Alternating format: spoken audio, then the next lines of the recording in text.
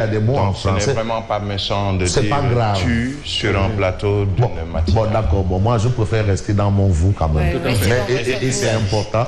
Et par rapport à ce que disait Tierno Birahim, non, il faut souvent ces moments parce qu'en face de nous, il y a des enfants qui préparent des examens, il y a des enfants qui vont à l'école, comme bébé Mohamed. Bébé Mohamed, quand même, je pense et je salue bébé et papa du bébé Mohamed et maman du bébé Mohamed. Alors, vous avez des expressions comme enjailli qui sont dans le dictionnaire. Enjailli. Bon, c'est vrai que dibiterie est rentré dans le dictionnaire grâce au président poète. Ça aussi, c'est des choses. C'est ivoirien. Voilà, enjailli, c'est ivoirien. Maintenant, vous l'avez dans le dictionnaire, enjailli. Enjaillement. Tout à fait. Enjaillement. Et d'ailleurs, en télévision, quand le format est talk show, divertissement, entertainment, on peut utiliser souvent le tu. On peut tutoyer. Voilà, tutoyer. Voilà. Mais quand c'est des débats officiels, disons d'un certain niveau, c'est le vous. C'est vrai que ça, c'est le francophone, mais les Anglais, le tu et le vous, c'est la même chose. On vous voit toujours à la deuxième personne du singulier comme à la deuxième personne du pluriel. It's you. It's you. Thank you. Ok, thank you. À vous la parole, Yacine. Au taquet. Fabrice, on y va avec vous, puisque Travegno n'est pas encore présent. Malheureusement, je ne suis pas encore au taquet. Encore au taquet. Voilà, je ne suis pas encore au taquet. Donc, peut-être qu'on va donner un coup de l'étrier. N'est-ce pas? Birahim, s'il vous plaît, ne riez pas sous cap. Hein. Quand je parle de coup de l'étrier, ne riez pas.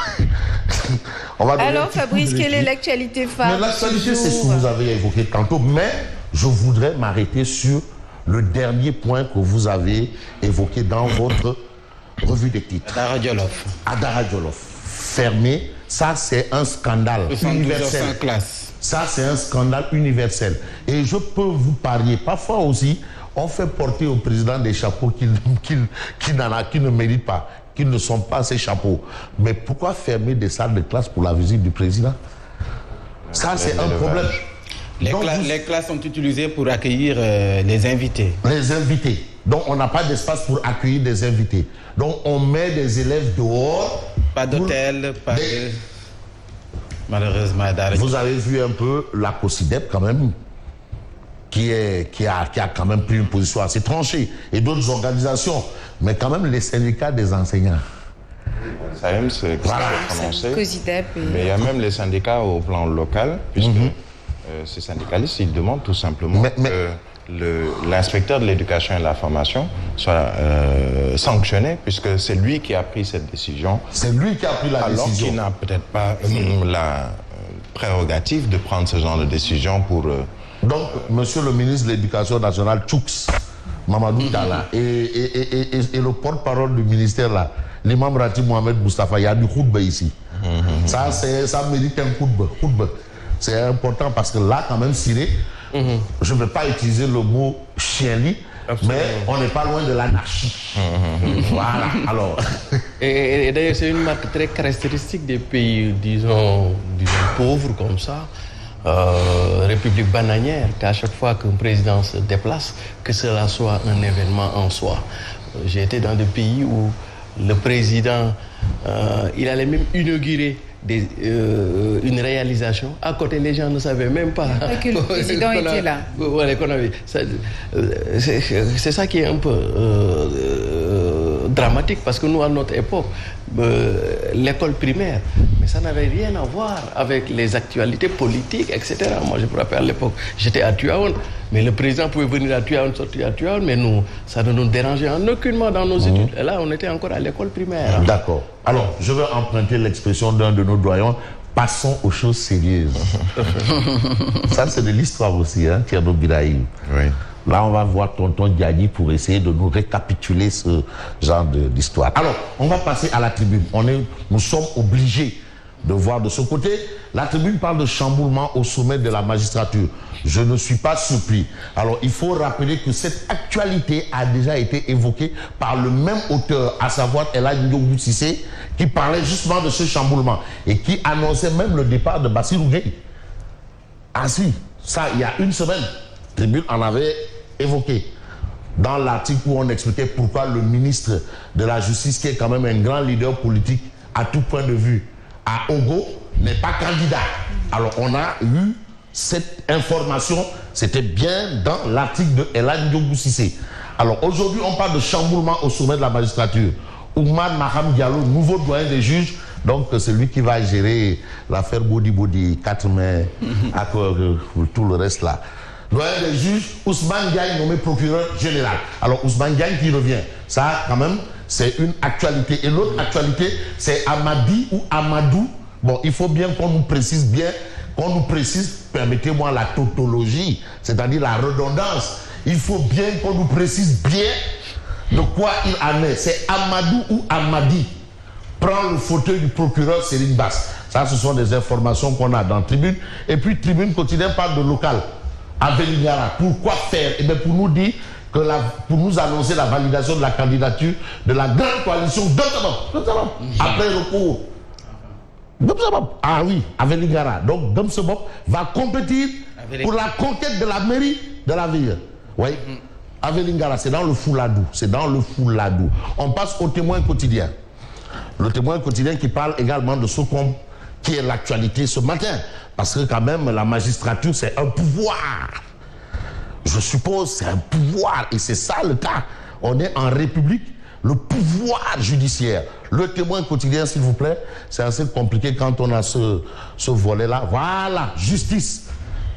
Justice, vaste mouvement au sein de la magistrature. Amadi. Donc le même procureur là, il a 2 noms. Il s'appelle Amadi Diouf là-bas et il s'appelle Amadou Diouf ici. Et là-bas c'était Amadou Diouf. Ici c'est Amadi Diouf, nouveau procureur de la République. Alors, après 8 ans comme procureur de la République, l'inamovible c'est une basse. L'expression, parce que le français, on a dit dégager. Ils ont écrit dégager. L'inamovible Serigne Bassirou Gueye dégagé. Est-ce que c'est chargé ou pas? En tout cas, on retient ce que le Témoin quotidien révèle. Ou promotion? Dégagé. Ah non, dégagé. Mais il atterrit à la présidence. Ouais, ben, à quel titre? Bon, c'est pour ça qu'ils ont peut-être utilisé le mot dégager. Parce qu'il n'est plus dans le pouvoir, dans l'architecture, hein, et il est judiciaire, mais là, il est ailleurs. Donc, il a été dégagé. Ousmane Diagne, promu procureur général après la cour d'appel de Dakar. Maham Diallo, nouveau doyen des juges. On a ces informations. Et puis, on a quoi encore comme information? Les syndicalistes exigent le départ de l'IEF de Dara. C'est ce que Thierno Birahim soulignait tantôt. Parce que ça, c'est un scandale. On aurait été dans d'autres cieux, vous aurez peut-être eu le ministre démissionné. Absolument. Bon, je ne vais pas aller jusque-là, parce que ce qui se passe derrière Dara Diallo ou Widou Tingoli ou Tessekere, c'est quand même assez loin. Bon, ben voilà, l'autorité quand même doit quand même prendre des mesures ou des décisions fortes par rapport à cette actualité. L'actualité demeure toujours et reste, et là je vais m'intéresser au journal Vox Populi. Parce que aussi, Vox Populi, voilà, vous avez Sonko souffre du syndrome d'Ulysse. Aïe, aïe, aïe. Aïe. On est dans la tragédie grecque. Aïe, aïe, aïe, aïe, aïe, aïe, aïe. Non, mais grand, ils m'ont dégoûté, ça. Non, mais c'est que ça, c'est ce qu'on appelle une hors d'œuvre. Mais attention, parce que, non, c'est pas le propos, c'est pas mais c'est l'expression. C'est-à-dire, parfois, c'est bien d'aller chercher, pas dans les dépotoirs, parce que souvent, les gens, ils vont chercher dans les dépotoirs pour répondre. Mais parfois, il faut aller chercher dans ce qui sent du jasmin. Ah, il faut chercher l'odeur de jasmin, c'est-à-dire parfois caresser avec des gants de velours. Et là, quand on parle du syndrome d'Ulysse, ah là, vraiment, c'est un beau coup au bas de la ceinture, n'est-ce pas, Thierno Birahim? Parfaitement. Wow, ben, on peut insulter sans injurier, n'est-ce pas? Mais Fabrice, c'est bien d'expliquer c'est quoi le syndrome d'Ulysse, comme vous parliez du petit bébé Mohamed ou autre. Non, mais c'est ça quand même long, parce que c'est un syndrome, c'est assez long. Mais de manière générale, les 2 mots qui reviennent dans ce syndrome d'Ulysse, c'est la dépression. Voilà. C'est-à-dire que finalement, ce qu'il dit, c'est que Ousmane Sonko est devenu fou, nombriliste, dépressif, il ne jouit pas de toutes ses facultés mentales. En fait, c'est ça. Mais c'est encore plus profond que ça, mais de manière générale, ramassé. C'est le quotidien qui l'écrit. N'oubliez pas. Pour l'amoureux de la tragédie grecque que je vous suis. Voyez, oui, tout à fait. Parce que si tout à fait ce que Birahim dit est tout à fait vrai. Il y a ce côté de la dépression. Oui. Mais chez Ulysse aussi, il y a l'autre côté qui est l'intelligence. Parce que c'est grâce à cette intelligence que quelque part, comme Homer le dit dans l'Odyssée, que Ulysse a regagné ce qu'on appelle Troie, avec la bataille de Troie. C'est l'intelligence rusée d'Ulysse qui a permis de se mettre dans la peau du cheval là, qui a permis de remporter la victoire pour revenir à son royaume qui s'appelait le royaume d'Ithaque. Lui, Ulysse, le fils de Laërté et d'Anticlée, mari de Pénélope et père de Télémaque. Les idées, c'est-à-dire, et cela se manifeste par un ensemble atypique de manifestations d'anxiété, de peur et d'hallucination. Là, maintenant, on est complet et on comprend que c'est le volet Thierno Birahim qui... Très bien, mais réduire Ulysse à ces propos-là, c'est vraiment lire à la diagonale Ulysse. Ulysse aussi, c'est une double dimension. Hein. C'est les troubles psychiques, mais aussi de l'intelligence rusée. Et c'est cette intelligence-là que l'on invoque souvent en sciences politiques, davantage que ces dépressions et ces pertes de mémoire. Donc, vous allez voir un peu les jeunes là qui sont un peu dans des classes supérieures comprendront. Et ce qu'il y a lieu de comprendre, c'est le coup de balai chez Tennis, Oumar Maham Diallo, nouveau doyen des juges. Bon, on peut aller plus loin et pour parler de quoi? Entretien exclusif avec l'ex-PDG de Wari. Kabirou Mbodj solde ses comptes. Des magouilles orchestrées par un ancien premier ministre et son beau-frère ont cassé l'achat de Tigo par Wari. Ça, ce sont les informations. Ce que je regrette le plus aujourd'hui. Vous avez quoi? Sonko, les limites d'une ligne de démarcation. Sonko, les limites d'une ligne de démarcation à lire, bien entendu. Ça, c'est ce qu'on parle de charte de non-violence. À lire dans l'Observateur L'Obs. On peut s'intéresser à Sud Quotidien qui révèle Conseil supérieur de la magistrature, Macky, Rabat, et bien Rabat, bien entendu, les cartes. Et pour jouer cartes sur table, vous avez Walf Quotidien. Mouvement dans la justice, Macky secoue la magistrature. Et puis, Robert Bourgi, avocat à Paris sur un protocole de Doha. Walf Quotidien, en fait, c'est chou gras depuis un moment. Je n'ai plus de contact avec le président Wade et sa famille depuis 2012. On a tort de donner un caractère national à des élections simplement locales. Ça, c'est l'avis de Robert Bourgi, franco-sénégalais. Et puis, apologie de la violence, le coût du risque, le discours de Sonko divise aujourd'hui la société civile. Qu'on le veuille pas, il y a certains qui vous diront, mais attends, il faut essayer de lire entre les lignes quand même par rapport au discours. Est-ce que Sonko a tout à fait tort? Est-ce que ce n'est pas un peu faire un procès en sorcellerie? C'est vrai que quand même la paix, mieux vaut la paix que la guerre. Et puis on peut voir un peu ce que nous livre quel journal critique. Mais critique pas d'élection locale du 23 janvier 2022. Parce que c'est l'actualité aussi. Mais à jour J-61, il ne reste que 61 jours. Entre inquiétude et incertitude. Allez-y comprendre. Parce qu'il y a trop de turpitude. Permettez-moi la rime suivie. Hein. Voilà, inquiétude, incertitude, la rime en tude. Merci. Alors, Birahim, merci. Voilà. Alors, voilà. Donc, on a cette information. L'autre, c'est que j'adore Thierno Birahim parce que il est élégant dans la pensée. Tout comme, bien entendu, notre ami Siré, élégant dans la pensée. Mais l'élégance dans la parole, c'est Mambaye. Et l'élégance en pensée, en parole, par action et par omission, c'est Yacine. C'est le poète qui parle. Non. Alors, bref, on peut parler de Ndeye Saly Diop Dieng, qui parle de la bataille de Dakar. Alors, Ndeye Saly Diop Dieng, qui est la patronne des femmes de Benno Bokk Yakaar, qui déclare « Avant midi, tout sera clair ». Donc, on comprend bien que le mot d'ordre du côté de Benno pour les élections locales, c'est Midi Keng, Bol Keng. Donc ils vont aller sous la bannière du Midi Keng, Bol Keng. Bon, à Tenguet, on ne sait pas parce qu'il y a Boingay là, on ne sait pas. Donc, Boingay, parce qu'il s'appelle lui, bon, il est prêt, hein, il est. Voilà. On a Macky chamboule la magistrature, Serigne Bassirou Gueye viré, Ousmane Diagne nommé procureur général, Oumar Maham Diallo, nouveau doyen des juges. Et ce qui serait important de voir, c'est ce que nous révèle Libération. Alors, vente présumée de parcelles en toc à hauteur de la VDN 3. Et aujourd'hui, Libération nous dit quoi?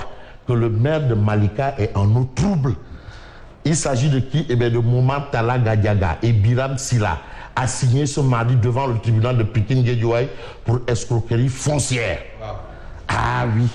Et pendant que nous, on est en train de parler des élections locales et tous les politiciens sont sur le terrain, il y a d'autres qui préfèrent s'investir dans le social comme le docteur Ndiaye à Thiès. Alors le docteur Ndiaye qui est le ministre de l'Artisanat, qui s'investit un peu dans dans l'établissement du réseau d'assainissement dans certains marchés et certaines, bien entendu, dans certains marchés et certaines mosquées. Mais vous avez quel journal? Vous avez l'Évidence quotidien. Ville de Dakar, Djoussa gonflé à bloc par rapport à ce qu'a dit Ndeye Saly Diop Dieng. Donc ce sera dans une dynamique de Midi Keng, Bol Keng. Conseil supérieur de la magistrature, des sanctions et des promotions. Mais on peut aller du côté de où? Du côté de Louga. On parle toujours de scandale foncier. Scandale sur le foncier à Louga. Des proches du chef de service des cadastres arrêtés et déférés au parquet. Au parquet Soufrec. Bon. Que retenir d'autre? J'ai envie de prendre cette actualité pour terminer, bien entendu. Pour terminer, FIFA the best. C'est-à-dire, on a Edouard Mendy. Parce que là où les Sénégalais sont en poule, il faut en parler. Edouard Mendy risque de terminer comme meilleur gardien du monde. Par rapport au truc FIFA the best. Edouard Mendy parmi les finalistes. Croisons les doigts. Ah, croisons les doigts. Ah oui, parce que quand même, Edouard Mendy, il a prouvé qu'il n'était pas n'importe qui et il continue de le prouver. Lui qui, par exemple, qui revient de loin, qui avait presque, qui avait frôlé la fin de carrière. Tout à fait. Ah oui, donc il faut quand même... C'est bien qu'on dit que tant qu'il y a vie, il y a espoir. Voilà. Ça symbolise la carrière de ce gars-là. Oya. Avec ses plaintes. Hein. Mamatar. Madame Badiane.